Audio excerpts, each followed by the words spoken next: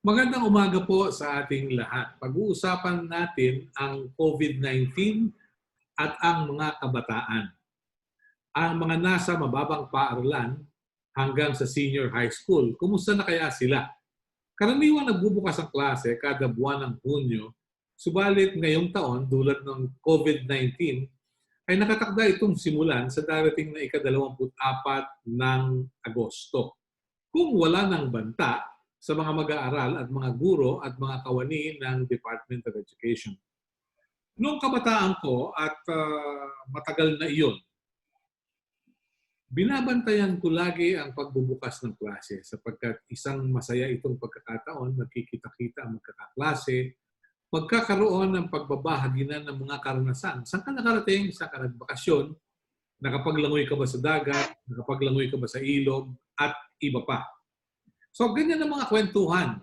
Subalit, sa mga pangyayari po naman ngayon, tila nagbago na ang sitwasyon. Kaya't masasabi natin na iba na ang normal na kinagawian natin. Sa pagsisimula ng klase, karaniwang layunin ng theme writing ang mga kwento kung paano ginugol ang bakasyon. Ngayon kayang taong ito, anong isusulat ng ating mga kabataan? Paano nga nila ginugol ang bakasyon o ang puwersahang bakasyon sa ilalim ng Enhanced Community Quarantine? Nabago ba ang kanilang ugali? Gumugol ba sila ng mas maraming oras sa harapan ng kanilang computers? Ano karaniwang kinakain samantalang nasa lockdown? Yung ba yung sardinas de kapitan o bigas de la gobyerno? Ano ba yan? At ang mahalagang tanong ngayon ay, may nakakain pa ba yung mga bata samantalang yung kanilang mga magulang tila problemado sapagkat walang hanap buhay? So, kung nagdulot ng iba yung kahirapan ang COVID-19 sa buong daigdig, anong epekto nito sa ating mga kabataan? May lilipat ba mula sa mga private school patungo sa public schools? Kung sila may lilipat, kakayanin pa ba ng gobyerno na tugunan yung pangangailangan sapagkat matindi na ang pressure ng mga estudyante ngayon sa public school system? Madadagdagan pa ng mga mula sa pribadong paaralan. At kumusta rin yung mga guro natin? Meron pa bang asahan mula sa pamahalaan? Alam po ninyo mga kaibigan, mabigat ang isyong kinakaharap natin. Oops, sandali po. Right? So, ngayong umaga, kasama natin si Dr. Diosdado Dads San Antonio, Undersecretary for Curriculum and Instruction ng Department of Education. Inaasahan din po natin si Executive Director Mary Mitzi Kahayon-Uy ng Council for the Welfare of Children. Kasama rin natin si Ms. Tucci Reyes, isang trained teacher ng mindfulness-based stress reduction mula sa Singapore Management University at University of California at San Diego School of Medicine. Siya po isang accredited mediator sa Office of Alternative Dispute Resolution ng Department of Justice. Kasama rin natin si Ives Miel Zuniga, co-founder ng MentalHealthPH. Nakita ko si Ives sa isang international forum, kaya lang online. And I was impressed with what he had to say. Kasama rin natin si Connie Salcedo, Division Head ng Policy and Planning Division ng Council for the Welfare of Children, as Raymond Basilio, Secretary General ng Alliance of Concerned Teachers. Okay, let's begin.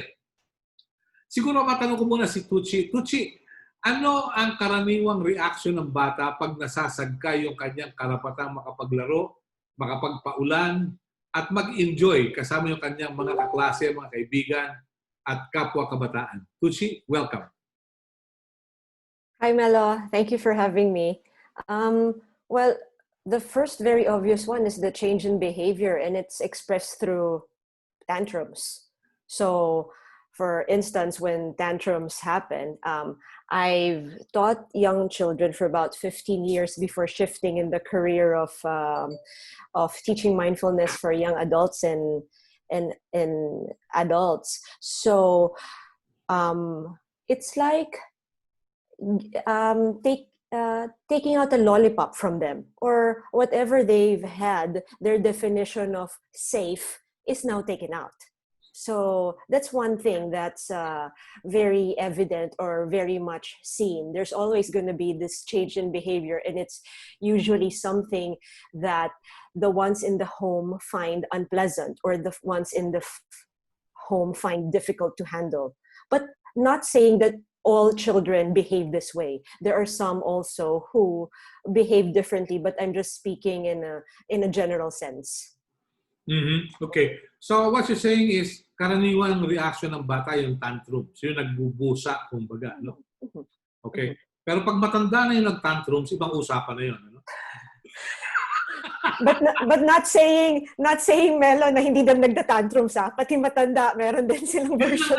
Pero do you find it weird for an old man or old woman to go tantrums?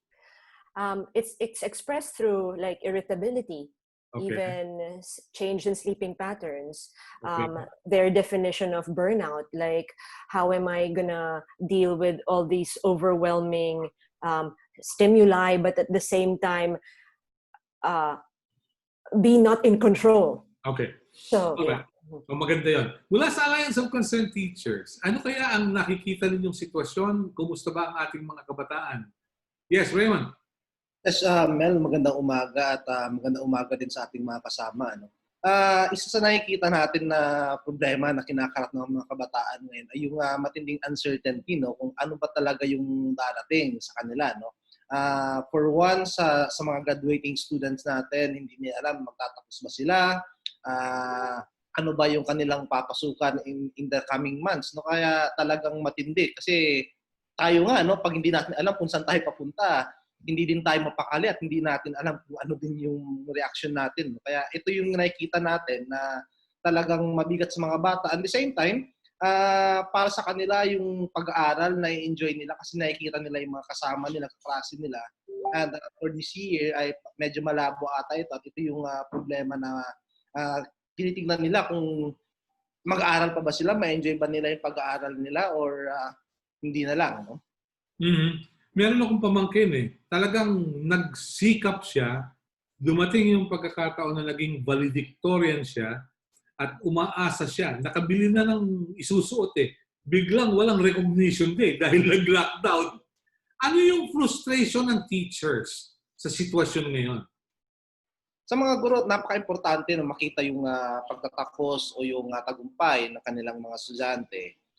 Makita mo to every end of the school year na output na yung pinaghirapan ng mga bata over the year ay makikita mo sa isang recognition or isang graduation program. Talagang wala yun. No? Talagang kanya-kanya na lang. Bahala na kayo. Basta ito na yun.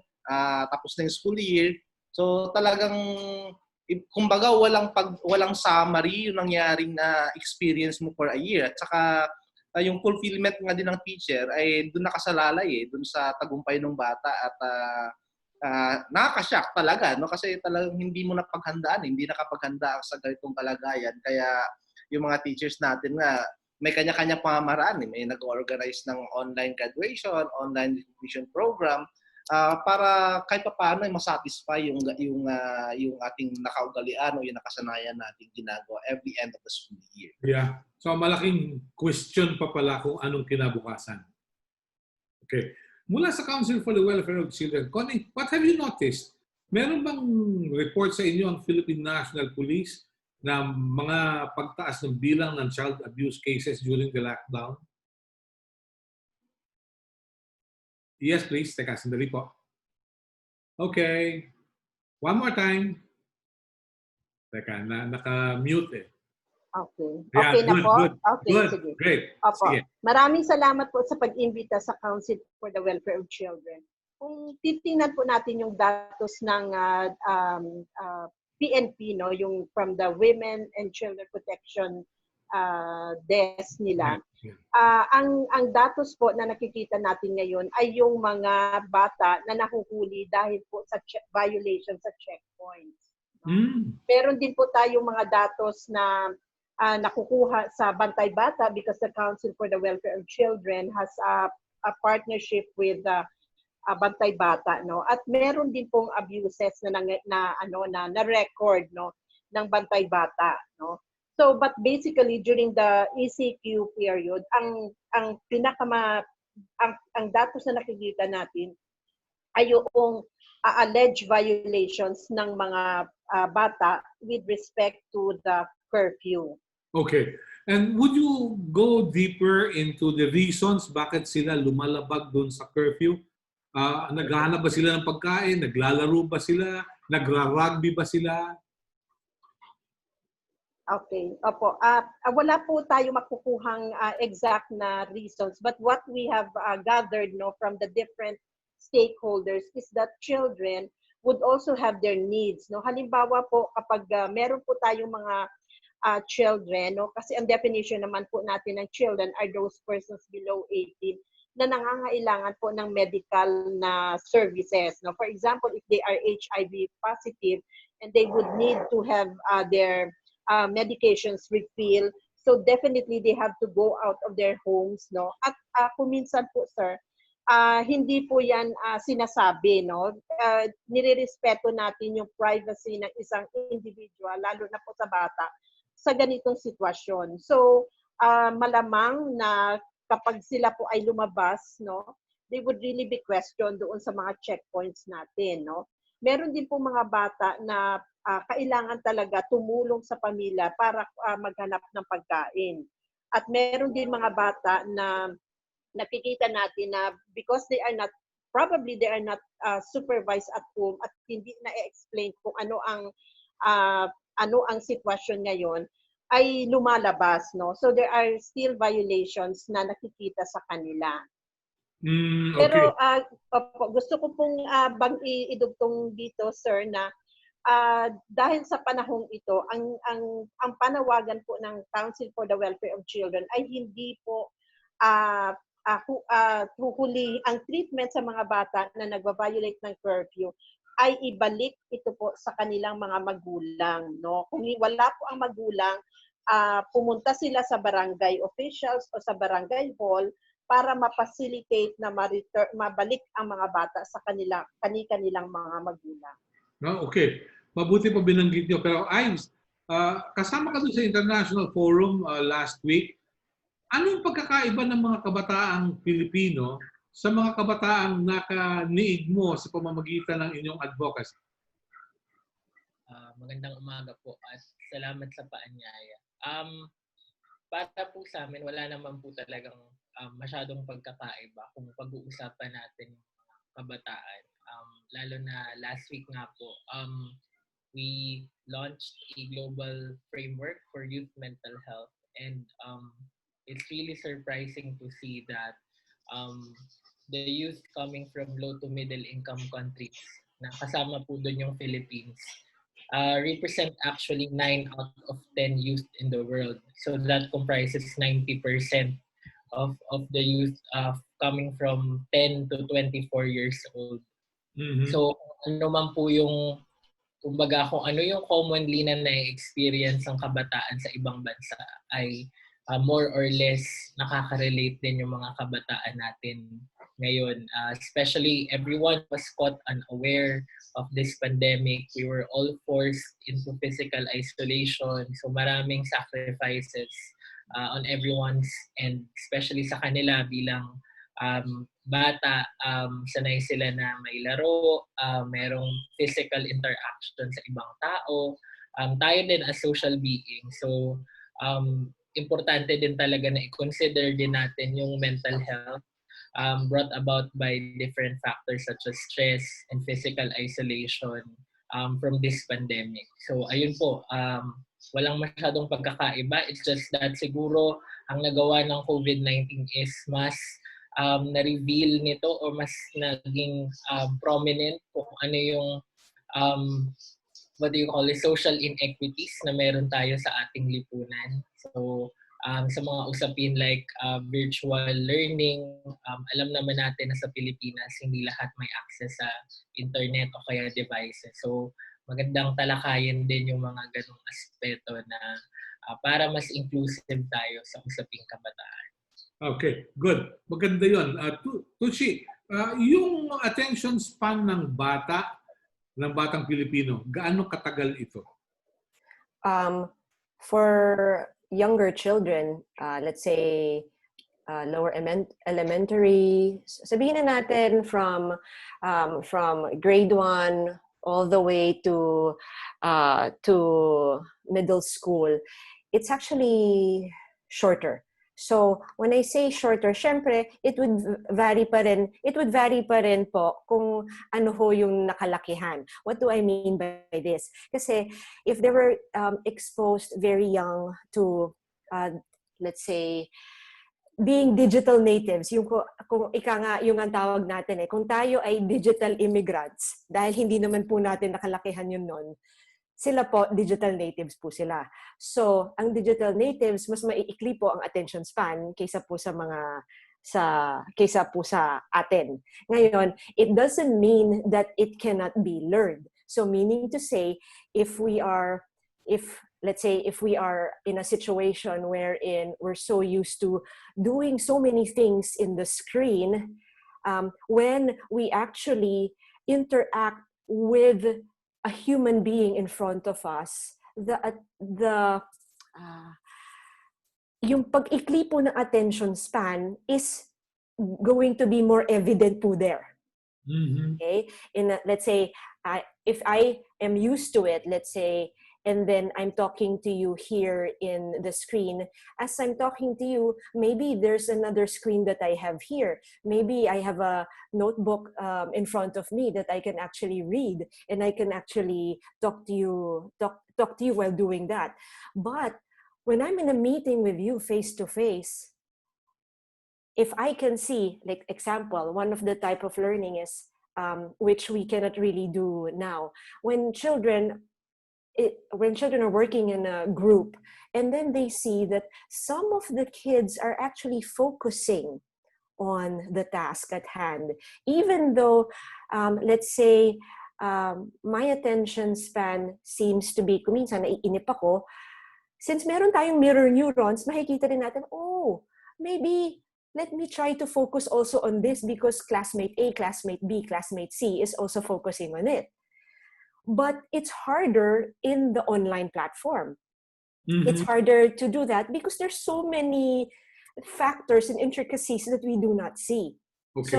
So a lot of things have to be taken into consideration. So going back to the main answer is, it is still going to be dependent. There's so many factors that will be dependent on attention span. But children's attention span are definitely shorter already in person. What more if they are exposed to e-learning or a virtual platform? Yeah. Saka iba yung dating na ang teacher kaharap mo dahil yung sinasabi ng teacher para sa isang bata, authority yun eh. I recall dealing with my son, ang sabi nung anak ko, yun ang sabi ng teacher namin eh. Merong ganong feeling. No? So, kahit papano, may pinanghahawakan yung face-to-face instruction, which I think is impossible these days. Ano kayang tingin ng Alliance of Concerned Teachers doon? Yes, Raymond, how do you look at it? Yung attention span ng bata given the challenges today? Yun nga, tama po yung binabanggit. Kaya nga sa isang classroom may 40, 50 estudyante, talagang these days ay talagang napakahirap na yung classroom management. Paano po kaya yung sa online classes? When sabi natin, you have 20 or 30 students enrolled in an online platform, paano po kaya yung management ng klase? Kaya yung pong paninindigan namin dito, online classes ay prepare for the continuity of the face-to-face classes. At para sa atin, yun yung new normal natin. No? Yung classroom instruction na sapat yung kagamitan, may health facilities, may health workers sa school, at kompleto ng recados. Ito po yung new normal natin dapat. Hindi po yung magpapatuloy ng online platform after several months. No? Kaya matindi po yung problema ang kakaharapin natin doon. Kasi Ang baka po, 3 weeks ago, nagkaroon po kami ng exchanges with the teachers from South Korea. At sila po ay naka-online teaching na po sila since March. At pina-assess po namin sa kanila kamusta yung learning ng mga bata sa kanila. Pinarate po natin 1 to 5, 5 being the highest. According po sa kanila, marirate lang nila ito ng pinakamataas na ay yung 3. Kasi talagang ang hirap daw po talaga ng management. Lalong-lalo na sa mga kinder up to middle school na binabanggit kanina. Kasi yung behavior ng bata, yung attention ng bata, paano mo i-handle yon. Kaya may question din siya dun sa gap na naman ng mahirap sa mayaman. Kasi pag mayaman, ay may teaching assistant sa bahay na nag-attend sa bata. Pero pag mahirap, wala attend. No? Kaya ang dami po talagang question ito na maaari pang madagdagan yung disparity between the rich and the poor sa bansa natin. Yeah. Nakakalungkot, ano? Pero mukhang yun yata yung nagaganap ngayon at magaganap pa, no? Anyway, we're joined by Undersecretary Dads of the Department of Education. Ms. Undersecretary, magandang araw po and welcome to our program. Asa na po kayo? Yes. Mr. Undersecretary Diosdado San Antonio, welcome to our discussions. Thank you very much. Sorry po, I had to do another job na na-assign ni Ma'am Liling. Yes. Regards daw po, sabi ni Secretary Liling, she regrets that she won't be able to join. Mas marami po yata ang kailangan niyang urgent na gawin ngayon. Ako na naman po ulit yung napag-utusan. Kumusta daw po kayo? Ingat kayo, Sir Melo. Nasa Bicol kami ngayon, kaya okay lang. Pero let me ask you, ano yung kalakaran ngayon ng Department of Education sapagkat ang sabi, merong blended form of instructions. How do you plan to do it? Please. Ang inire-ready po natin sa mga walang access sa internet, walang gadgets, ay printed self-learning modules na i-ready natin para sa mga bata. At may mga ongoing discussions po, nagagamit tayo ng TV at radyo to supplement the contents in the self-learning modules. Mm-hmm. Ang mga karagdagan pong isasagawa ay mag-o-orient tayo sa mga magulang kung paano nila gagawin ang pagtulong sa mga anak nila kasi isa ito sa mga bago. I mean, mas magiging engaged po ang mga magulang sa mga aralin ng kanilang mga anak. So, kasama sa mga nakaplano po yung pagsasanay din ng mga magulang o mga nakatatandang kapatid kung paano tutulungan yung mga anak nila. Bago po kayo dumating, Mr. Undersecretary, napag-usapan po namin ni Tucci Reyes yung sitwasyon ng pamilyang Pilipino. Sapagkat unang-una, sabihin natin, whether we like it or not, milyon-milyong mga Pilipino ang nasa abroad. Maaring yan ay ama, maaring ina, at pag sinasama, parehong magulang ang nasa abroad para magtrabaho. Anong klaseng supervision ang aasahan sa mga magulang kung dysfunctional ang pamilya? Ang naintindihan po natin na marami talagang hamon at challenges itong mga bago nating gagawin. Ang isa pong nakikita natin ay aasa po tayo na mayroong mga volunteers at pati po yung mga teachers, the very committed teachers, I'm sure will find a way para once in a while, ma-monitor nila yung mga ginagawa ng mga mag-aaral nila. But other than that, may mga naririnig po kaming mga finalize na mga plano ng mga paaralan. Kasi po ang magdi-determine talaga kung paano i-deliver yung lessons mismo at pipili kung anong specific learning delivery modality ang gagawin ay yung mga paaralan. Ang ginawa lang po natin sa DEPED, nagbigay tayo ng framework, ng menu of options, pero yung mamimili ang mga paaralan. So ang inaasahan po natin, may mga volunteers na hopefully magka-come forward para para tumulong sa mga lugar o sa mga tahanan na sabi nyo po dysfunctional o pwede namang functional pero sinasabi yung nanay o tatay walang kakayahan kasi sila mismo hindi rin nakapag-aral. baka rin maging oportunidad din po ito na pati si tatay at nanay ay matuto at eventually maging high school graduates kung mag-decide na rin sumabay sa alternative learning system natin. Okay. Yeah, I can understand that. A short reaction mula sa kasama natin sa Alliance of Concerned Teachers. Yes, Raymond. Yun nga po yung problema. Kaya nga po yung position po talaga namin. We've been calling DEPED for a consultation, for a dialogue para po mag-usap at makita natin kung saan pwede mag-abot, ano yung pwedeng gawin natin. Kasi right now po talaga, napakalaki ng reaction sa ground. No? Be it online, be it modular, paano siya gagawin? Well, DEPED is saying that the modules will be printed and be given out to the families, to the learners. But our question is, for the past years, yung pong mga modules, mga libro na hindi na ilabas ng DEPED, teachers yung gumagawa ng paraan kung paano siya make print. Ngayon po, hindi pa po namin nakikita yung printing na yan. Kaya ang takot na naman namin, mga teachers ba, dudukot na naman sa bulsa, mangungutang na naman to print out these modules, paano siya ihahatid sa communities, paano namin ihahatid yung mga modules. Ngayon po, wala po tayong transportation. No? Paano po yung health and safety ng ating mga teachers? Isang question po namin, until now, unlike the Department of Labor and Employment, naglabas ng malinaw na guidelines na bago mag-return to work ng mga manggagawa sa private sector ay may testing, no, na mangyayari. But for DEPED, wala pong ganun na kautusan at walang malinaw na policy.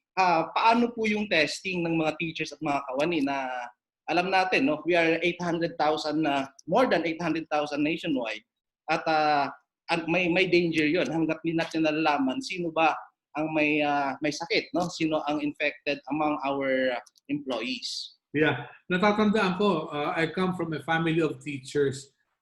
Halos taon-taon merong screening for tuberculosis. Pinapa-x-ray ang mga teachers para malaman kung meron bang wireless television, kumbaga. No? Mr. Undersecretary, how do you plan to address the concern of the Alliance of Concerned Teachers, yung sa mass testing, yung safety, yung digital divide of those who have access to internet, those who have not? Ano ang inyong nakikita ron? Salamat sa mga tanong, Mr. Basilio. Kasama rin kayo namin sa DEPED, di ba? So dapat siguro hindi mo sasabihin sila sa DEPED. Tayo sa DEPED, kailangan maghanap ng paraan at magtulong-tulong sa pagharap nitong hamon na ito. And we know na ano naman talaga kayo, concerned sa mga mag-aaral at mga fellow teachers natin. Alam nyo yan, nung ako yung regional director, nakikinig ako at pinapakinggan ko yung mga ideya ng kahit sino. At ganun pa rin po ang DEPED ngayon, yung executive committee. Hindi naman kailangang makipag-meeting tayo ng harapan or kahit ganitong online para makapagpaabot ng ating mga puro-puro. Ang lahat pong mga pinaparating natin through the social media, kinoconsider po natin yung input. So, hindi po pwedeng sabihin na ang kasalukuyang pamunuan ng DEPED ay hindi nakikinig sa mga sinasabi ng mga iba-ibang sektor. In fact, ito pong education forum na na-organize sa time ni Secretary Liling, malawakan po ang involvement lang ng stakeholders.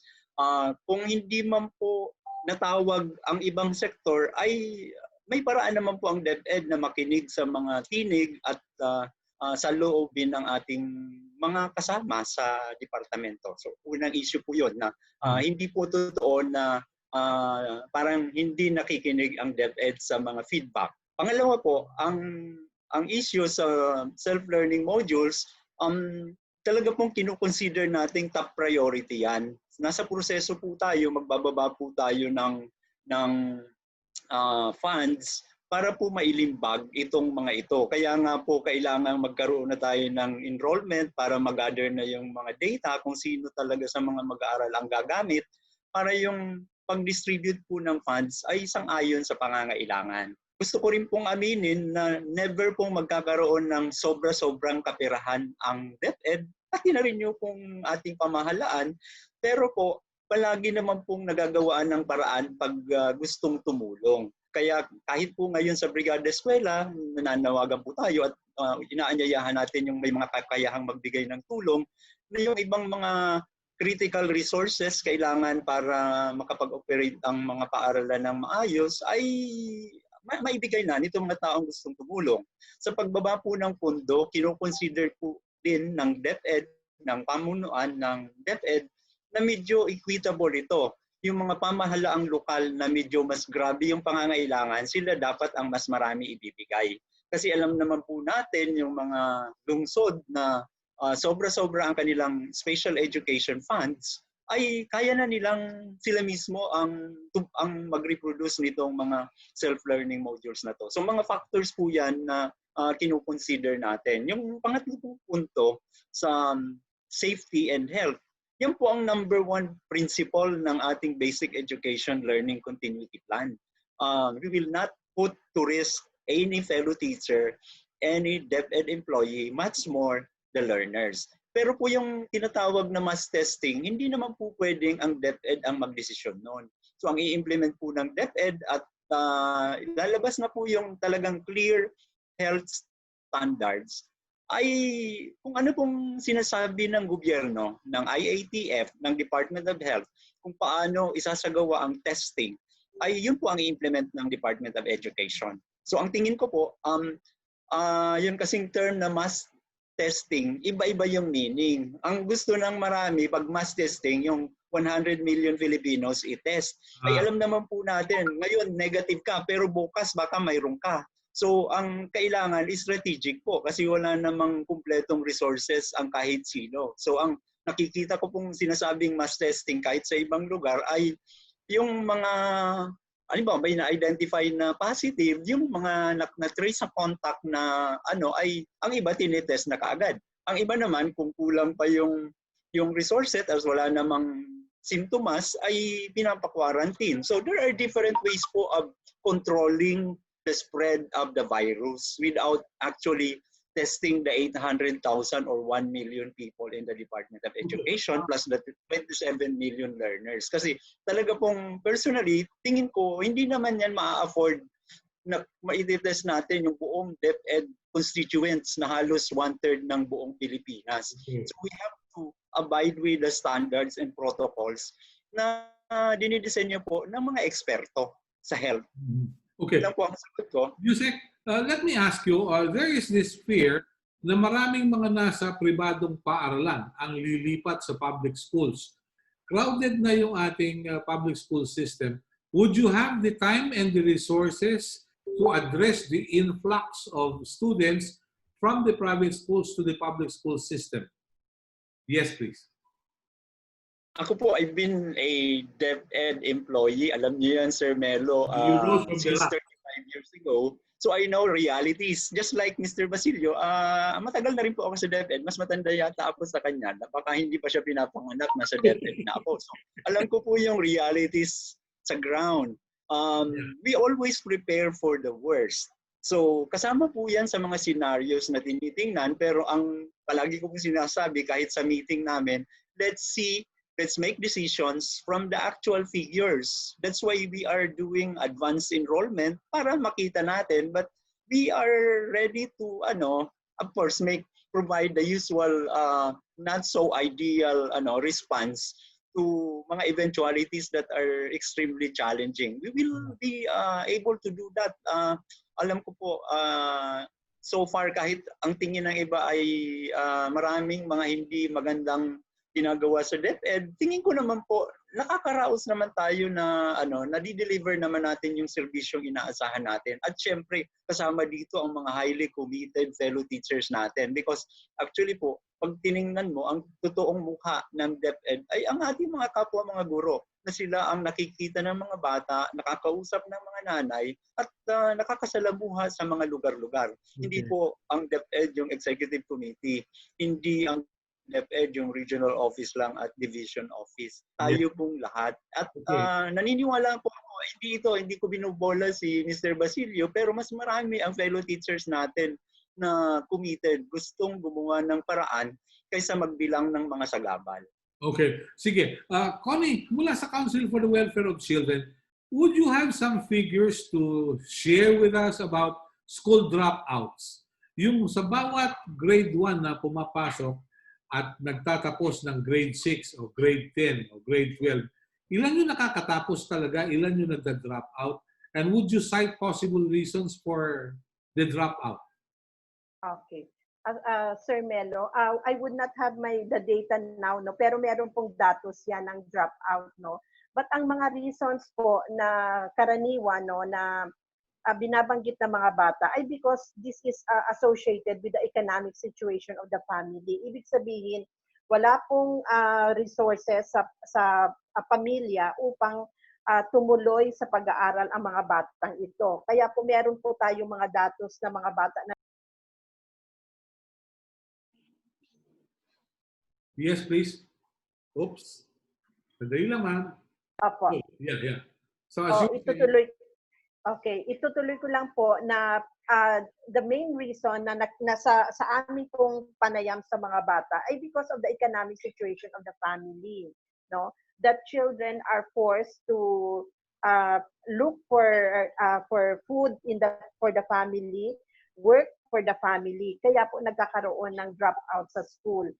And of course, we cannot discount na meron ding mga paaral na mga schools that are really far from the children, no? Particularly doon sa mga geographically yung GIDA areas po natin, no? Na kinakailangan pang maglakad ang mga bata ng ilang kilometro upang makarating sa eskwelahan, no? We are also looking at the violence na na-encounter ng mga bata, no?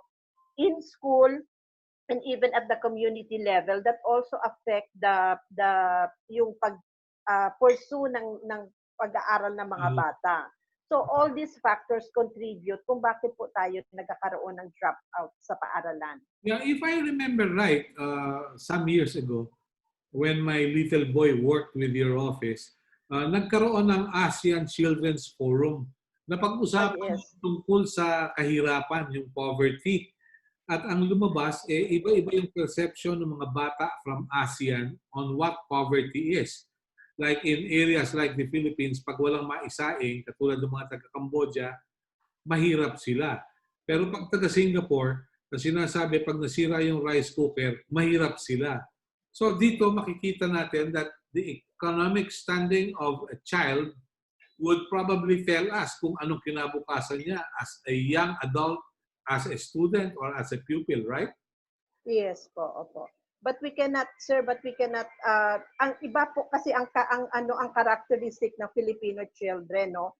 Kahit na nakikita natin na hirap na ang isang bata, you know, ang premium na binibigay ng Filipino family sa education is very high, no? So we cannot really make statements na kapag ang isang bata ay nanggaling sa mahirap na pamilya, ay hindi siya makakatapos sa pag-aaral. In fact, this becomes a push factor kung saan na-encourage at na-challenge yung isang individual, isang bata, at gusto niya makatapos at maiba ang situation ng kanyang pamilya at kanyang sarili. Okay. Yung bang kahirapan, yung bang economic standing is a factor for one na mabago o magkaroon ng impact sa kanyang mental health? Definitely, sir. Because we acknowledge that mental health is salik-salik ng iba't ibang biopsychosocial factors. So titingnan lang natin yung social determinants of health and kasama doon yung economic factors. So ngayon talaga sa panahon ng COVID-19, mas lalo nating nakikita yung pagkakaiba-iba in terms of different economic stature, which can also be actually a risk factor for one's mental health of our children. So very important din po yung role, not just aside nga po sa gobyerno, bilang malaki yung role ngayon, but also the different society, different members of the society, the non-government, the private sector. Kailangan po nating talagang magtulong-tulong upang ma-address yung gap na ito, and pati na rin ang mga magulang natin, alam po natin talaga na kailangan pa rin nilang maghanap buhay, pero kailangan din po nating tugunan yung pangangailangan ng ating mga kabataan bilang kanilang mga magulang at bilang immediate people na masasandagan nila sa panahon na ang stress and uncertainty ay napakataas. Mm-hmm. Pero don't you think the Department of Education, for that matter, should have more guidance counselors, should have more doctors in the service to assess the kind of mental health ng ating mga bata? Agree po tayo doon, sir. Meron nga po tayong Mental Health Act and kasama po ang Department of Education sa mga main agencies na may role po para matugunan yung ating mental health in schools. Pero nga po ngayon, challenge din po dahil basically we're all pushed into a new normal, into virtual setup. So, extra challenge din po, and actually hindi lang sa larangan ng mental health, but also in the field of medicine itself. Kasi we're all pushed to telemedicine para rin tuloy-tuloy yung serbisyong medical, kasama na ang mental health sa aspetong yun.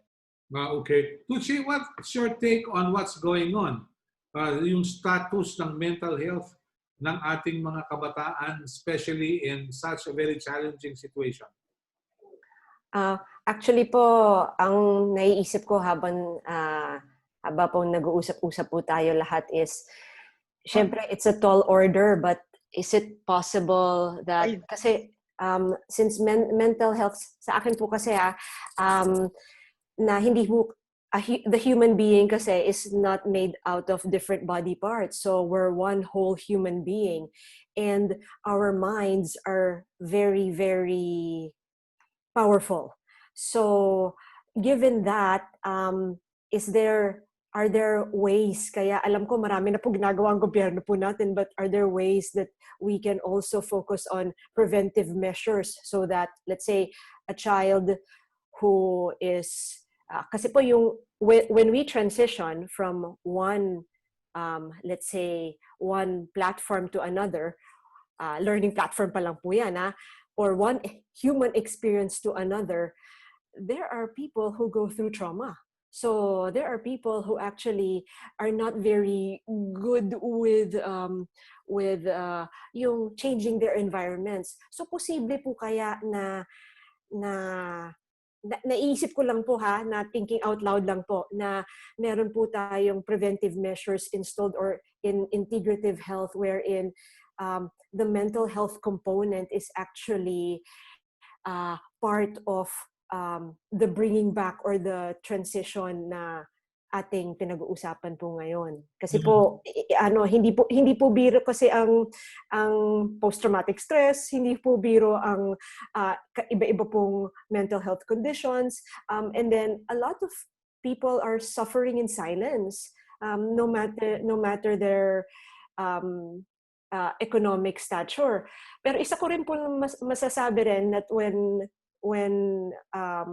we were working with different social classes also sa aming trabaho, is the resilience of the Filipino cannot be meaning to say discounted. Ibang klase po talaga ang resilience ng Pilipino, especially those in the grassroots. Something else, like it's amazing courage and strength. But at the same time, not to discount that they also go through so many issues in mental health. So yun lang po, yun lang naiisip ko as of now. Yeah. Napakahalaga nun dahil yung sinasabi nyo na baka maging traumatic yung from one platform to another.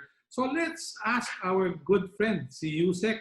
Yusek, paano yung preparasyon ninyo from yung shift from face-to-face, tapos magiging online, tapos may radio, may television?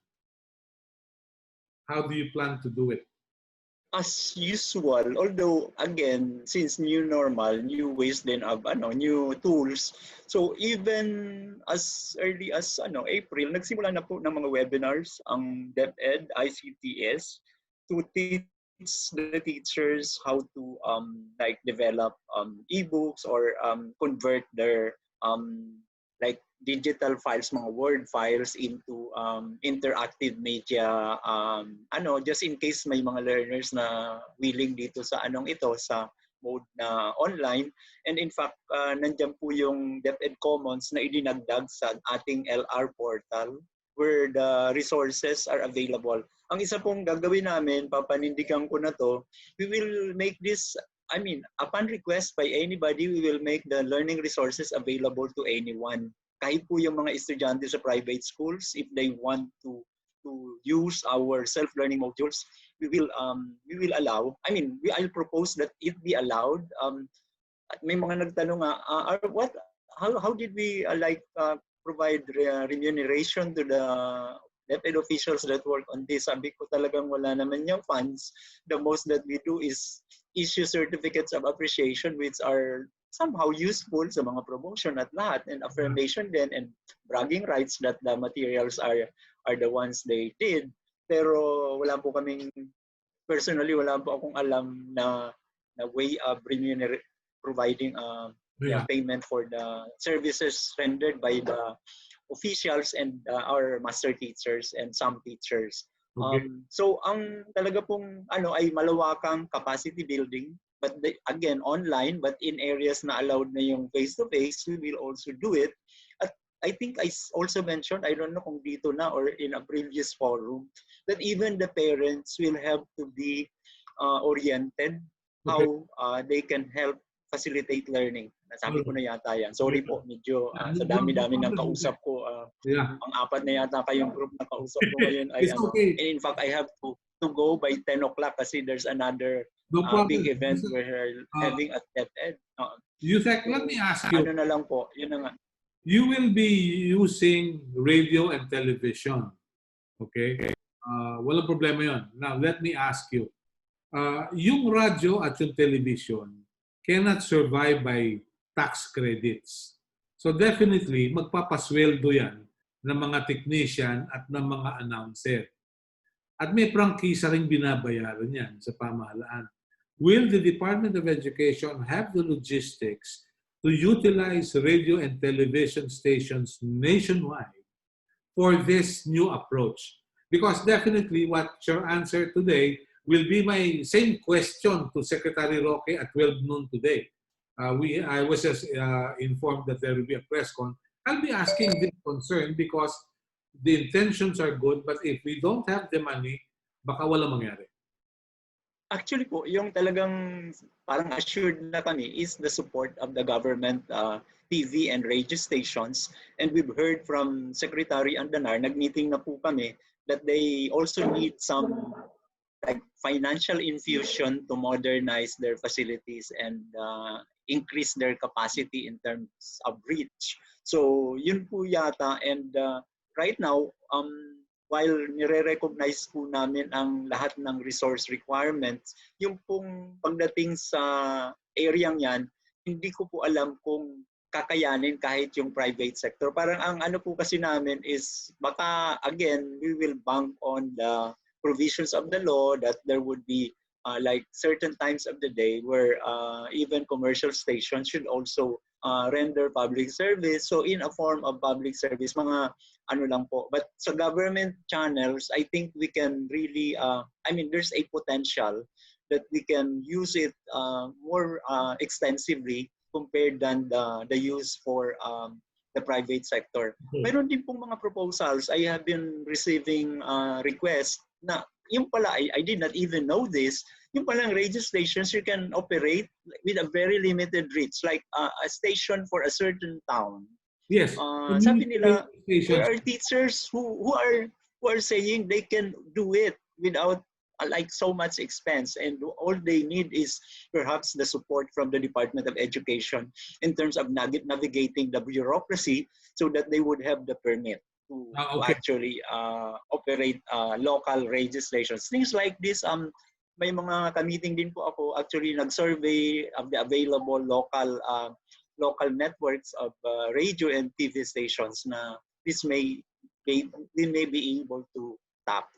Kasama rin po yung idea na yung iba ay baka maipagamit din sa mga cable stations sa TV.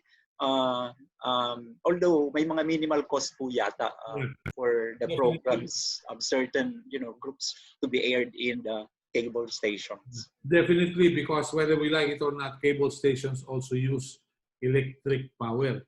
And in the provinces like Camarines Sur and Albay, electric power is so high na hindi ka mag-iisip na magsayang ng 1 kilowatt or 5 kilowatts sa radio na walang kita. Anyway, sandali lang po, we have Executive Director Mary Mitzi Cahayon Uy of the Council for the Welfare of Children. Good morning and welcome to our program this morning. Can you please tell us what the Council for the Welfare of Children is doing at the moment? Yes, please. Yes, ma'am. Oops. Yes. Oops. Let's try it again. Let's see. Saan napunta? Yeah, Yeah, good. sorry. Good. Okay. Good morning. Sorry, I wasn't able to unmute it. Sorry. And then good morning to all of you. I guess someone from CWC had already talked before me. Yes. Yeah, so if I may only answer, that's why I raised my hand, about dun sa radio. Well, this is the time also that we should have to look into kasi di ba nagbabudget tayo ngayon, submission. Yun nga, bilang taong gobyerno, we might consider yung kung ano man yung working plan before ng mga ahensya, baka i-review natin kasi baka mamaya it's really about time to place budget dito sa mga online engagements natin. Of course, DEPED siguro. And mentioning yung mga radio stations and yes po, may mga local sila. That is also the reason why I mentioned about budget kasi baka mamaya sa mga local, mga LGUs natin, mahingan natin sila ng tulong or kung hindi man talaga magbo-voluntaryo silang magbigay ng tulong na ilibre yung airtime, baka pwede i-allocate nila sa mga budget nila na dahil nga online na ang lahat halos ngayon, tapos I've heard from DEPED that they were gonna use radio stations, baka mamaya mai-consider lang na kasi I have friends na mga LGU, mga LGU chief or mga mayors, diba? Na talagang pagka-election platform nila yan yung mga radio nila. So if they make it as their platform, then ito pa, what more itong makikinabang ng mga bata. So baka kung mapakiusap natin ang mga LGUs tapos mabudgetan yung para sa radio, malaking tulong para sa ating mga bata sa kanilang edukasyon. Ngayon naman po, on the part of the council, we are now looking into new normal kung paano igagawa rin namin ang polisiya natin. Sabi ko nga minsan sa aming TMG, we might reconsider revisiting the NPAC or the National Plan on Children na baka kasi meron pang remaining 2 years, we might have to revisit our plan of action. Okay. Yes, ma'am? All right. Nawala yung signal. Nawala yung signal ni Mitch. Subukan natin yung ating kasamang si Ives. I know you're leaving, Ives. Anong message mo sa ating mga kababayan, mga kapatid sa media before you go? Thank you very much anyway for joining us. Yes. What's your message? Okay, apologies po if I need to step out. Pero now more than ever po, we call on the government and the different sectors of the society that now more than ever we need to invest in mental health. Ang mental health po, walang pinagkaiba sa physical health. So, marapat lamang po that mental health should also be at the front and center of our COVID-19 responses. So, sana po ay mapagbigyan natin ng attention ito. Marami pa pong mga areas na dapat ma-improve. Sabi nga po earlier, yung guidance counselor talaga pong malaki yung gap in terms of the ratio of our health workforce. Like one psychologist would cater to 95,000 Filipinos, one psychiatrist would cater to 200,000 plus Filipinos. So talagang sana po mabigyan ng atensyon ng ating gobyerno at ng iba-ibang sangay na sana mapunan natin to para sa ating mga kabataan. Maraming salamat po. Ives, ibig mo sabihin, iwasan natin na meron tayong mga kababayang makakakita ng pink elephants and yellow polka dots. Ganun ba yun? No sugar coating po of the problem. And yun nga po, sama-sama tayo sa bagong normal na to. This can really be challenging, but we will recover together. Okay. Thank you, Ives. This won't be the last, no? We will have more. Tucci, reactions to what we've been talking about? Well, of course, pareho po kami ng ano eh. I resonate very much with what Ives is saying eh, because I personally now work with different mental health professionals, especially when it comes to stress reduction, reducing burnout, even how they deal with their inner critic, and marami pong bagay na ganon. More than anything, kasi gagaya po na sinabi niya, on the forefront. Kasi po, importante, hindi lang po sa kabataan, pati po yung mga sumusuporta sa kabataan. Kasi the teachers go through overwhelm themselves. The teachers go through burnout themselves. So, pati capacity, aside from capacity building, meron, sana po, ako pinagdadasal ko na lang din po, and I hope that, of course, it's really tall order and there's so many things that need to be done, but aside from yung adjusting po dun sa how academics will be put in place or how these certain things, let's say how they will deliver the curriculum, to also do some preventive measures. So meaning to say, especially in mental health, habang hindi pa ho nangyayari yung ika nga meltdown or ika nga breakdown, eh baka pwede nang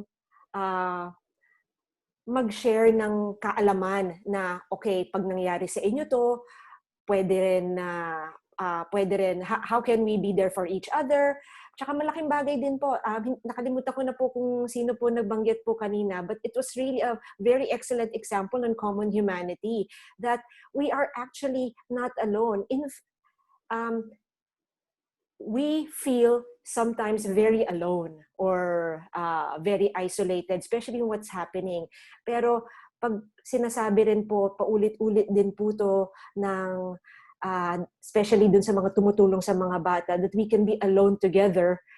I know it's a concept that, it's very difficult sometimes to wrap our head around, but even that po kasi, seeing our shared human experience of a lot of countries now, despite the social economic classes or the divide,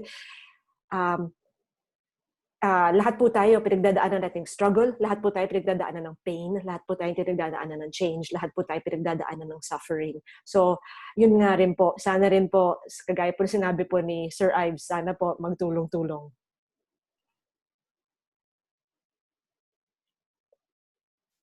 Okay.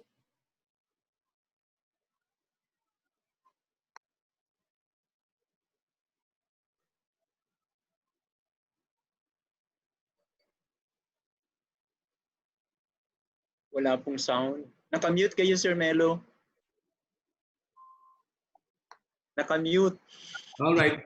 Ano po yung ipatutupad na curriculum ng inyong tanggapan ng Department of Education by August 24? What subjects will be given emphasis? Ang mga subjects po parehas. Ang nabago po ay yung learning competencies. Dati po, more than 15,000 ang competencies na kino-cover from kindergarten to senior high. Ngayon pong taong pasukan, na-reduce po yan by 60%. So mga more than 5,000 na lang po. So ang ginawa po talaga, isang unang malaking ginawa ng aming strand ay in-identify natin yung tinatawag naming most essential learning competencies. At ito po ang magiging basihan ng mga self-learning modules na kasalukuyang pina-finalize na po. Ang expectation po namin ngayong linggo, kumpleto na yung first quarter at least, or kung talagang hindi pa yung kaya yung first quarter, first 4 weeks, para po makapagsimula na ng procurement at pagpapalimbag, at ang iba po ay i-convert sa iba-ibang platform para magamit din kung online ka ba, kung video or radio, at lahat po ito naka-anchor doon sa most essential learning competencies. Ang gusto ko rin pong bigyang diin, it does not actually bind, the schools, public and private, can enhance the most essential learning competencies we have identified. Basta po sa tingin nila ay may mga kailangan idagdag at kaya ng panahon nila, that's fine with us. Pero we highly recommend at least wag nang bawasan pa yung nilista naming most essential learning competencies. So, hindi po binawasan yung subject, ang binawasan ay yung mga competencies, mga kasanayan at kaalaman na dapat maituro sa mga mag-aaral. Ang ginamit po naming criterion ay endurance. Ano yung mga enduring learning competencies or competencies ng isang bata na magagamit niya long after the examination is over, long after the lesson is made. So ito po ang mga pinapapalag, parang in a way, magiging focus po tayo sa tinatawag nating foundational competencies for competitive life in the future. Salamat po. Pwede na po magpaalam. Pahabol lang. How will it impact on the Philippines' standing with our ASEAN neighbors? Because whether we like it or not, Vietnam is ahead in science and mathematics. If we are to compare our programs with other ASEAN countries, binawasan natin yung ating competencies. Paano yun? Actually po, yung existing natin, yung dati is comparable with anywhere else around the world. Pagdating po sa tinatawag nating curriculum document, yung intended curriculum, comparable po. And in fact, ang isang finding lang po ng initial phase ng review natin, the intended curriculum is congested, which could be the reason why perhaps the learners are not able to master the more important skills. So ang tingin ko po, this does not mean that we are offering a substandard curriculum. Perhaps this is also something that we can also learn from. Baka pag mas focused yung lessons sa very important competencies, the other skills can easily come without having to be covered in the classroom. So ano po, I'm not saying that this can happen, but I am more optimistic na baka when we attempt to decongest the curriculum, it will be like more meaningful for the learners, and somehow our fellow teachers will be more focused on the very important skills that should be mastered by the learners. So, tingin ko po. Yusek, pahabol nung nag-message sa akin, isang taga-public school na nanonood sa atin. May rekomendasyon daw po ba ang DEPED na bagong uniforme ng mga school teachers para maiwasan na magkaroon ng COVID-19? Hindi pa po yan na pag-uusapan. Ang alam lang namin, dati may mga pinag-uusapang pagbabago sa uniform, pero bago pa ho nag-COVID. Pero ito pong kung ano papasuot sa teachers, I think what is important, marami na akong nakita mga offices na gumawa ng sariling face mask with mga DEPED, logos, etc. So I think what's important is we comply with what the Department of Health is saying, that it's safe when you wear face masks once you go out. You maintain social distancing, do frequent hand washing, and observe, sabi nga, coughing etiquette. Hindi ko I think yan ang mga naririnig natin na dapat part of our behaviors and habits starting even as early as now. Dapat yan na talaga yung buhay natin. There are changes sa mga kailangan nating bigyang diin araw-araw, frequent hand washing, etc. Yeah, at sana yung mga eskwelahan talaga may tubig para makapaghugas ng mga bata. Dun sa amin sa Daraga Albay, sa kagandahang loob ng Prime Water, walang tubig. Anyway, hindi pa naman bukas ang klase. Thank you very much, Yusek. Thank you po. Bye-bye po. God bless you po. More power, mabuhay. Thank you.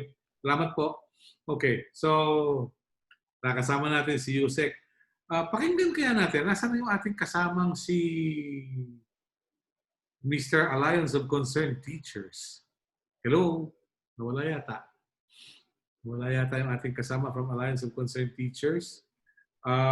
Connie, ano nakikita mong hamon sa mga susunod na araw para sa ating mga kabataan? And how would parents play a role? Connie? Yes? Okay. Am I Yes. Am I clear, sir? Yes. Okay. Opo. Yung binanggit na po kanina na kakaiba po yung ating situation ngayon, no, in the education sector. Magkakaroon ng shift, no? Magiging sabi nga ni Secretary Diones, magiging blended and flexible yung education system ngayon, no? So that learning will continue. Okay. So ito po yung pagkakaiba, no, from the original na face-to-face education and learning setting. Ito na po yung shift na magiging challenging din sa mga kabataan. Hindi lang po sa mga kabataan, kung hindi din sa parents. Because now the parents are now will have the responsibility to also guide their children doon sa pagbabago sa kanilang mode of learning na magiging digital na, no, for those who have connections, and for those na wala po, patuloy pa rin yung gabay ng mga magulang. So ito po yung siguro yung pinakamalaking hamon. And of course, we cannot discount that parents would really be worried about the situation of the children, no? Kung meron pong mga gagawin sa ibang areas, no, at sa ibang paaralan, kasi hindi din po natin alam kung sino ang infected at sinong hindi. So even if there will be limited face-to-face among children and parents and their teachers or anyone from the school setting, kinakabahan din po yung ating mga magulang, no, na baka magkaroon ng ma-infect yung kanilang mga anak. And of course, dahil po ganito ang situation natin, the economic we are badly affected. No? Marami pong families ang nawala ng trabaho. So that is also a burden to the families, no, in sending their children to school, whether online or otherwise, because still that would require resources for them to pursue the schooling of the children. Yeah, okay. So, more or less po yun ang mga challenges na nakikita namin na hinaharap ng mga magulang. Yes. Executive Director Mitch, you're still there? Yes po. Yes po. Will I add? Can I add? Yes, please. Opo. Your camera. Sorry. Opo. Lahat po tayo, dahil very unique itong nangyari sa atin na pandemic na to, it's truly a crisis. Kasi this is also a call, not just only, sabi nga ni Ma'am Connie, it is a challenge for children, parents, but however, I am looking into my situation now that my kids are very, actually, extrovert sila eh. Ayaw nila yung concept sana ng homeschooling. So, ang problema ngayon kasi is those caregivers na may iwan sa kanila. Kasi before, ang sarap sanang isipin na nagtatrabaho ka, tapos while your mga kids are in school, alam mo meron silang second parent eh. Doon sa kanilang may nag-aalalay at tumitingin sa kanila. Ngayon kasi ang problema, hindi mo makikita, tapos caregiver lang yung may iwan sa kanila. Paano ngayon? Alam ba ng mga caregivers kung paano i-handle itong mga batang ito? So, sa akin lang, it is also time for us na i-orient na rin natin ang mga yayas, ang mga anyone, any caregiver na maiiwan sa mga bata natin when it comes to health, anong gagawin nila? When it comes to online, anong gagawin ng mga caregivers na maiiwan sa mga bata? When it comes to online, dapat titingnan din nila para maging second mom na. Yes? Uy, nawala si Executive Director. Maybe it's the internet, no? Pero siguro, Trish, Kasi yung bang fear ng parents at ng mga bata, may foundation ba yon? Meron bang dahilan para manervyos sila yung fear of COVID-19? Actually, kung meron basis, meron palaging basis. But it's just that what we are talking about here is when it gets already harmful. So, meaning to say, it borders already to paranoia or talagang naapektuhan na yung quality of life, kaya hindi na yung kumbaga, lahat ng fears tsaka nung stress levels is projected into the child kahit na hindi naman siya ganun ka takot. Pero since lahat nung nasa paligid niya sobrang takot, ganun din yung nakukuha niya. So, that's the reason why malaking bagay, ako talagang advocate talaga ako ng hindi lang batang i-address dito, kailangan talaga even the ones who are supporting the child, because they need to also, how would I say, find different ways to help themselves so they can be in support of their children. Kagaya po na sinasabi ni Ma'am Mitch. Oo. Yes, yung sinabi po kanina po kasi ni Ma'am Mitch na yung sa mga anak po niya na extrovert sila. So talagang the children are kumbaga pag sinabi natin extrovert, naturally social beings po yan. Yun nga eh. Not to say po that introverts are not social beings. Social beings din po. Kasi po, sa akin po, ang mga anak ko naman po, mas introvert po sila. So, meaning to say, some of them would like the online, the online platform. Hello po? Nandun po kayo? Okay. Yes. So what I'm saying is, for any adjustment, anything that takes us out of our comfort zone, kahit kahit hindi po tong pandemic na to, meron din pong fear na nararamdaman. Meron pong anxiety, meron pong worry, meron pong stress. Ano pa kaya in something that humanity, tayo lahat na nabubuhay ngayon, has never experienced before? Remembering that the last time was in 1919 during the Spanish flu pandemic. So we've never experienced this. Tayo po mga nabubuhay ngayon, and it's something it's not only very new for us, but it's basically an experience wherein we're trying to find ways to survive. Okay. Pupasok yung survival instincts natin. Natatandaan ko, sabi nung aking lolo at lola, kahit nung aking magulang, tinagalan namin yung bayoneta ng Hapon noong Japanese time. Tapos ako naman, sinasabi ko sa anak ko, nabuhay nga kami ng martial law. Kahit may mga kasama kami na torture at desaparecidos. Pero mukha yung virus ngayon, nakakatakot eh. Yung bang the way the government reports the casualties, those who recovered, does it help in public awareness or does it create more fear, no, sa taong bayan? Well, I would say both. It helps in a way that we need to be informed of what is happening.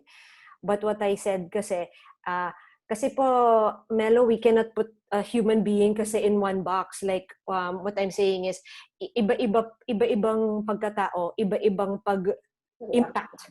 Iba-ibang impact sa, let's say, when we hear this in media, the impact for this human being can be catastrophic. But another human being will say, oh, I'll just change the channel, or I'll do something else. Or another human being can say, I will leave the news altogether. I won't expose myself to it. So, kanya-kanya po kasi, kaya I don't really have one answer to give, actually, to be honest. Yeah. Siguro, in some instances, it's not the message, but how the message is being conveyed, which matters. Yeah. Mm-hmm. And then once a message is being conveyed, people should be able to decipher whether it's true whether it's propaganda or whether it's just soundbite. Yun yata Yes. natin. Yes. Anyway, Yes. sandali lang ha. Si Executive Director Mitch is now with us. Yes, Madam Executive Director, bago natin balikan ang ating kasama sa Alliance of Concerned Teachers. Yes, Mitch? How is your signal now? Mitch? Yeah. Good. So sorry talaga. Hello? Go ahead. And this is the difficulty now. Sana makapag-ano tayo.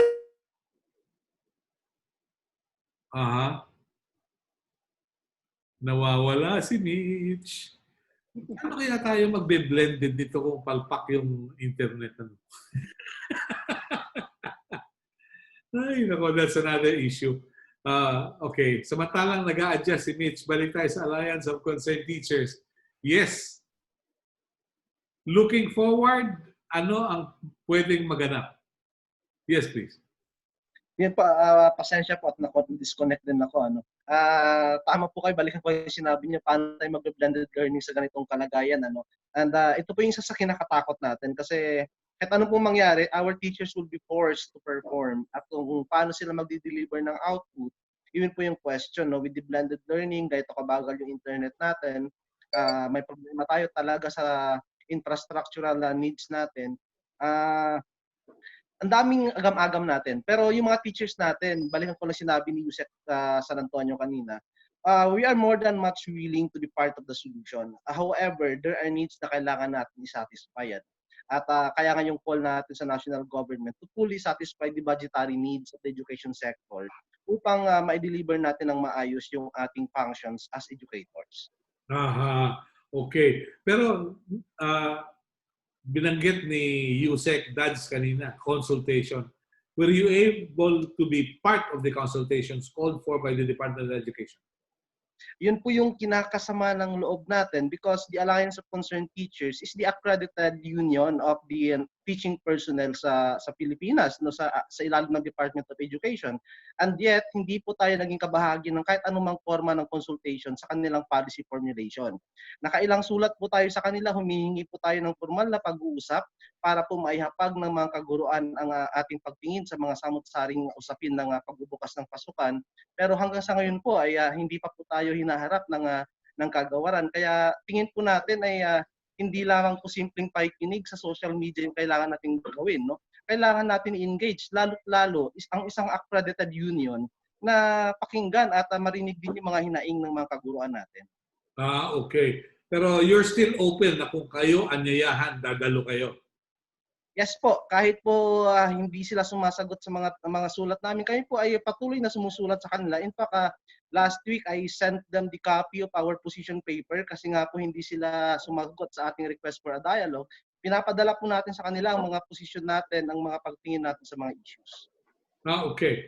All right. Subukan natin yung signal ni Mitch. Huwag ka muna alis, ha? Raymond, huwag muna.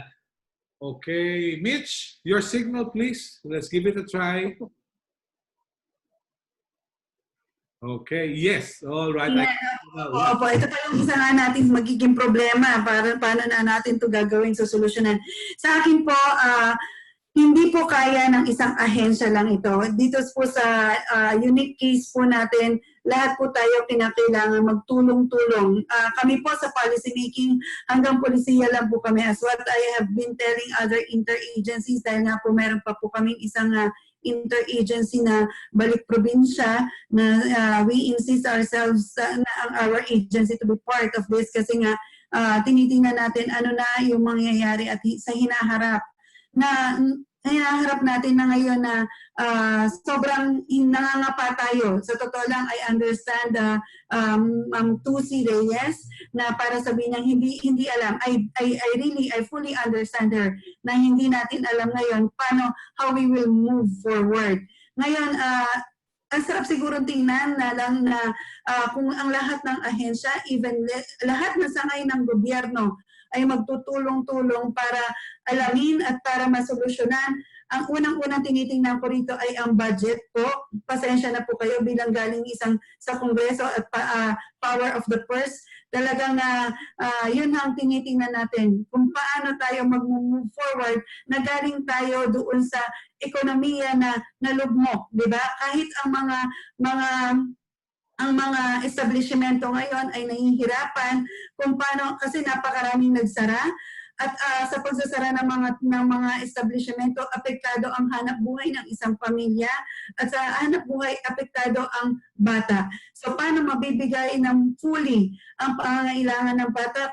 Kalusugan, edukasyon, yan po ang sabay-sabay natin sanang mahanapan ng solusyon, maging sa polisiyo man to, ehekutibo, sana po pagtulungan talaga natin. So kami sa Council for the Welfare of Children, ang National Plan of Action for Children, ay tinututukan namin ngayon on the new norm. So sa pagsasagawa nito, kinakailangan po lahat talaga ng ahensya involved. So yun lang po.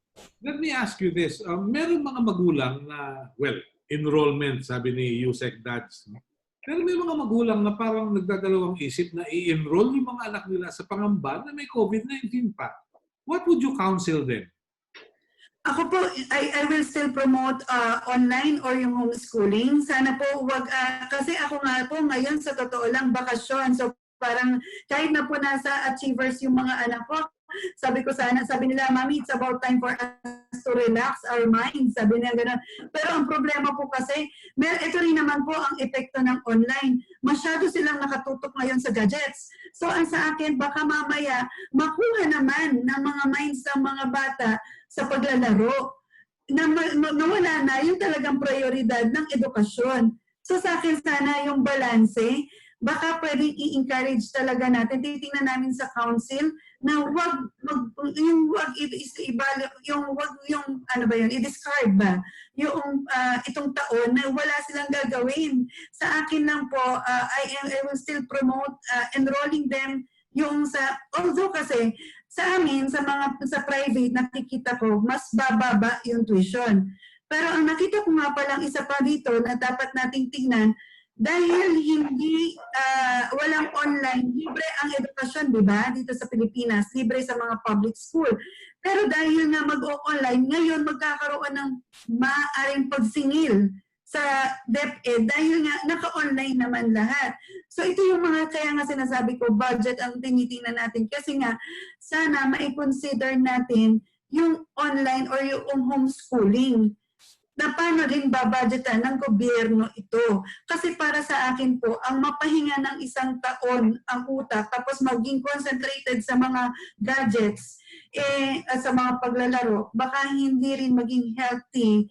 At yun na kasi magiging habit na nila yun ng mga bata. Yun ang problema. Pagka naging habit na, magiging relax na ang buhay, mahirap din naman. So, dapat talaga i-balance natin. Pag-consider sa health, pag-consider sa education. So, tingnan po natin yan para sa mga bata. Titingnan ng council yan. Paano ang policy ang gagawin natin? Yeah. Tucci, pwede bang mangyari yun na mabalanse yung games at yung pag-aaral using the gadgets?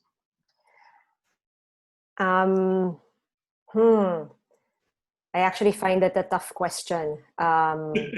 It's a tough one because it won't only involve the child; it will involve the people living with the child.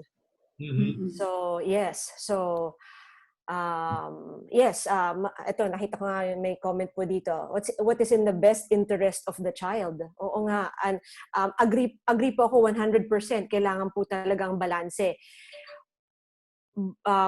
With this wanting to create balance, there is a huge responsibility on the ones caring for the child. And alam din po natin, marami pong magulang or guardians or caregivers na hindi po kaya gawin to. Not because sinasadya na ganito po yung na ayaw po tulungan yung bata, but because there are many things on their plates. So with that said, I would say, yes, it's still very much possible, but support and awareness also needs to be also needs to be conveyed or prioritized to the ones caring for the child. Yeah, okay. This is a picture of what's going on. May OFW umuwi sa Pilipinas na wala ng trabaho. Yung bata nasanay sa maayos na pamumuhay, nag-aaral sa pribadong eskwelahan. Ngayong walang trabaho si tatay o si nanay sa public school mag-aaral, walang gadgets, wala na yung mga luxuries, if you may. Paano mag-a-adjust ang bata? Yun din na itatanong ko kay Raymond mamaya mula sa Alliance of Concerned Teachers. Yes, Tucci. Paano yun? So, kung ganun po ang sitwasyon, ako po kasi the first thing that we will, I also work kasi with other NGOs, so the first thing that we would do is to, how do we, number one, be of support for the mental health of the one na nawalan ng trabaho. Bakit? Why is it crucial? Because kasi parang ano lang yan eh, kunyari, unit po ng pamilya. Pag isa pong member po ng family, kagaya in this situation, provider siya dati, pero no longer a provider, malaking impact po sa lahat po yan. Hindi lang po sa kanya. Because any behavioral change of that provider will affect the entire unit. So, meaning to say, yun po kasi ang inaano ko eh. I always, hindi lang, it cannot be just one. It cannot just be the child. It cannot just be one caregiver. What I, sometimes, if I have the, dati po nung in person is to actually talk to families. Ano pong nangyayari sa pamilya, anong mga kahirapan na pwede namin kayo matulungan. So in that case, pati po yung yung tinatawag po natin, yung psychological first aid. Mm-hmm. I truly believe that is crucial also, not only in that specific situation that you said, but even now. Kasi change po yan eh. Since may change na naman, kahit na halimbawa lahat po kami na tumutulong na practitioners dun sa aktual na mga mental health professionals, alam namin po kulang na kulang. Pero at least may inuumpisahan, at least pakonti-konti may gumagawa na, may mga NGOs na gumagawa noon, may mga non-stock non-profit na organizations na gumagawa noon. So basically, that is, nung kagaya po ng sinabi po ni Ma'am Mitch, no, it's impossible na hindi magtulong-tulong. Kailangan po talaga, it's one intention of helping not only the children but helping the family. Okay, good. From the Alliance of Concerned Teachers, given such a situation, anong ipapayo mo? Dahil poverty is looming in the family of OFWs na na-displaced because of COVID-19. Well, kung tayo po ay bukas po tayo sa mga suggestions na wag na lang gawin na formal school year ito para wag makadagdag sa pressure ng pamilya. Instead ay gawin ito bilang isang enrichment year kung saan ang departamento, ang Department of Education ay magdi-devise ng mga learning modules and materials na ang disenyo ay to enrich the learning activities of the students, no? For one, isang problema na nakita natin sa public schools ay yung napakaraming bilang ng non-readers at may mga backlogs sa mga learning competencies sa maraming aspects ng education. Tingin natin maaari itong gawin habang tayo ay naghahanda sa new normal at habang inaayos natin yung mga requirements ng education sector. At the same time, yung nga sinasabi ko, ano bang unahin ng magulang? Yung bigas o yung pang-load sa internet para maka-join sa blended learning, yung pambili ng mga kailangan sa pamilya o bumili ng gadgets. So, these are the things na sa ngayon ay kailangan timbangin at sa tingin ko mas mahalaga na unahin natin yung pangailangan ng bawat pamilya. Thank you very much. Maganda yung insight na yun. Connie, mas matagal ka sa Council for the Welfare of Children. Kayo yung nakakaharap ng mga bata across the country. Paano? How would you address such a reality? siguro po, I fully agree with the earlier recommendations, no, at insights po na kinakailangan natin kausapin, no, yung ating mga anak at kailangan din magtulong-tulong yung iba't ibang sector because this is not a problem of the children alone. It is a problem of the whole nation, no. Pag pinag-uusapan po natin yan sa isang pamilya lamang, hindi din capacitated yung mga kasamahan natin sa bahay to teach or to oversee the learning process ng mga bata if they go online, no? So isa po yun sa mga problema. We have, as discussed earlier, marami din problema po sa readiness ng halimbawa departamento. But it is not also the main problem of the department. It's actually the problem of the whole bureaucracy, no? Kasi hindi kakayanin ng isang ahensya lamang na tugunan at i-pursue ang pag-aaral, ang learning ng mga bata without the much needed support of the different agencies. If we are only talking about the capacity of our homes in terms of the internet, we would like to get the engagement of the DICT, no? Kasi kailangan po talaga na maayos yung ating internet connection. Dito lang po sa ating pag-uusap ngayon, lahat po tayo naapektuhan. Minsan nawawala po tayo sa connection, di ba? So very classic example. The same will happen to the learning, no, yung proseso ng pag-aaral ng mga bata na maapektuhan po din sila ng internet.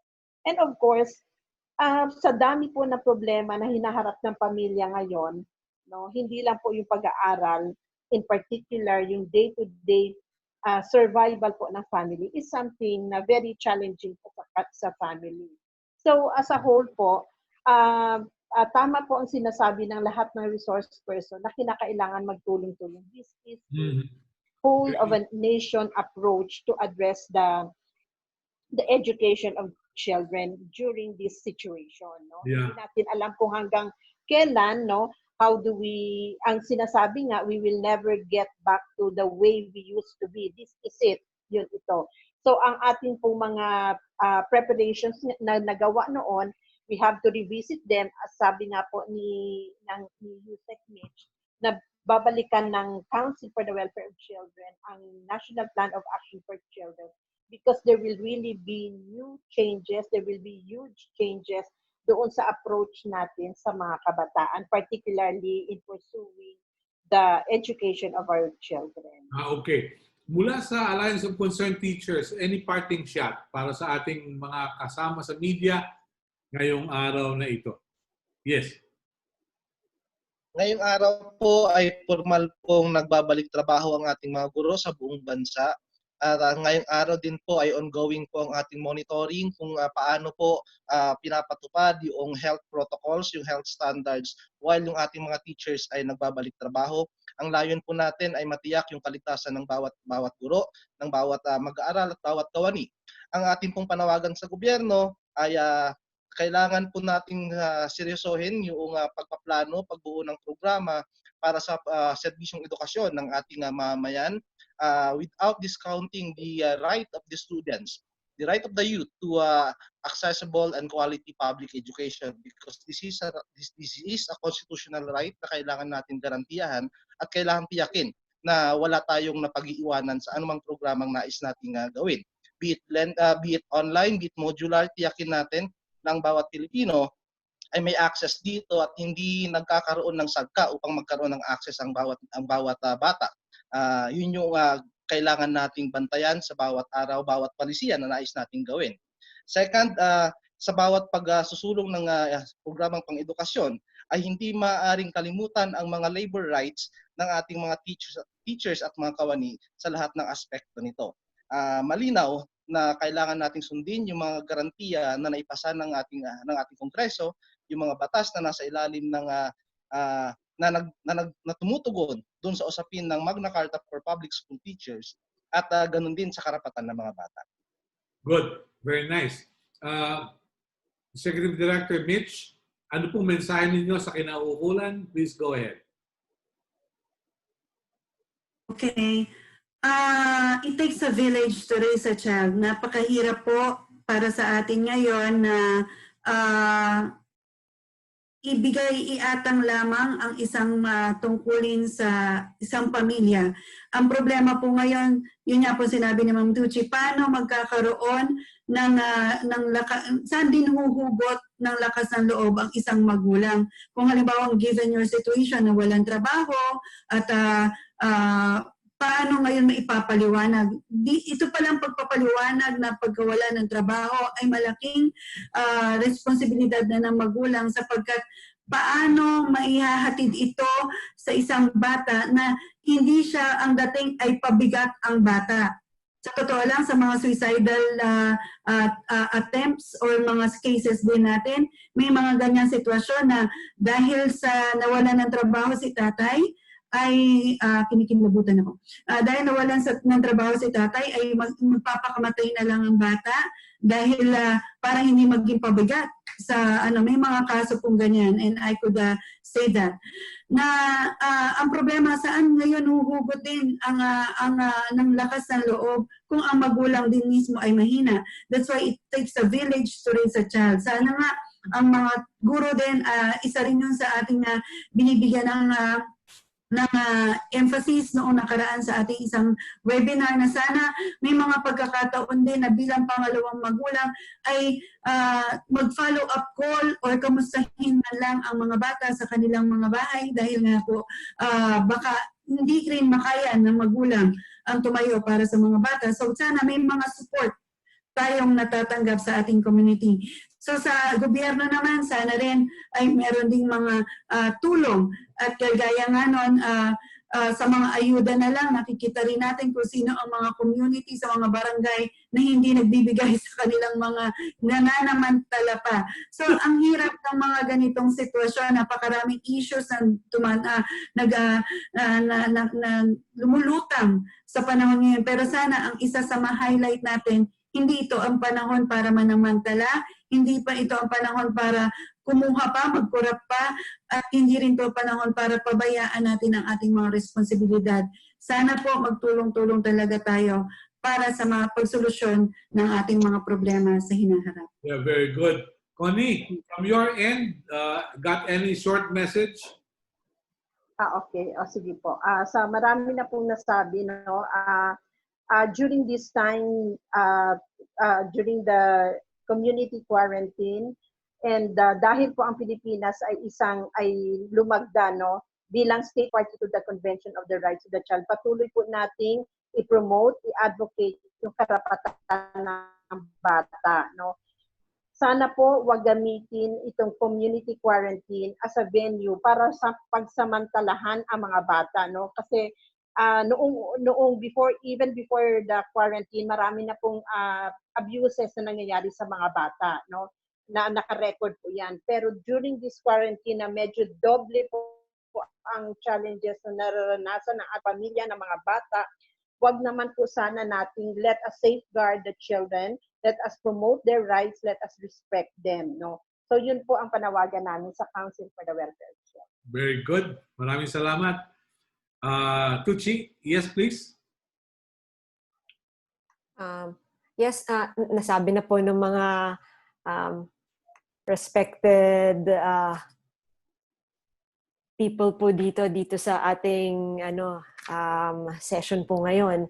Ang maidadagdag ko lang is to actually see that it's not only one human need, it's not only isang pangangailangan, ibig ko sabihin, ng bata. Ako po, bilang isang child abuse survivor, damang-dama ko po na how it is to actually survive and be only alone in the midst of not feeling safe in the